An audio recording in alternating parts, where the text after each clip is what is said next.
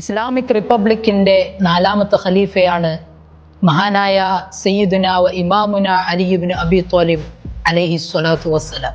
മഹാനവർകൾ പറഞ്ഞു, ഒരു മുഅ്മിനിന് മാത്രമേ, ഒരു യഥാർത്ഥ മുഅ്മിനിന് മാത്രമേ എന്നെ സ്നേഹിക്കാനാകൂ, ഒരു കപട വിശ്വാസിക്ക് മാത്രമേ എന്നെ വെറുക്കാനാകൂ. ഇത് റസൂലുള്ളാഹി സ്വല്ലല്ലാഹു അലൈഹി വസല്ലമ തങ്ങൾ എനിക്ക് നൽകിയ വാഗ്ദാനമാണ്.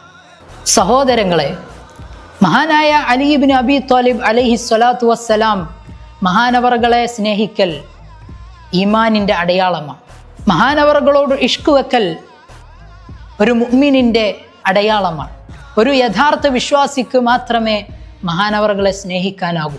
മഹാനായ ഇമാം സയ്യിദുന അലി ഇബ്നു അബി ത്വാലിബ് കറമല്ലാഹു വജ്ഹ മഹാനവറുകളുടെ ജന്മദിന മഹാസമ്മേളനമാണ് മഹാനായ നായിബെ ഖുതുബുസ്സമാൻ സൂഫി മുഹമ്മദ് നിലാമുദ്ദീൻ സുൽത്താൻ ഷാ ഖാദിരി ചിശ്തി സല്ലല്ലാഹു അലൈഹി വസല്ലം മഹാനവറുകളുടെ നേതൃത്വത്തിൽ വരുന്ന റജബ് 13 2026 ജനുവരി 1-ാം തീയതി എറണാകുളം ജില്ലയിലെ ആലുവ ഖുതുബുസ്സമാൻ ജീലാനി ഷെരീഫിൽ വെച്ച് നടക്കുന്നത്.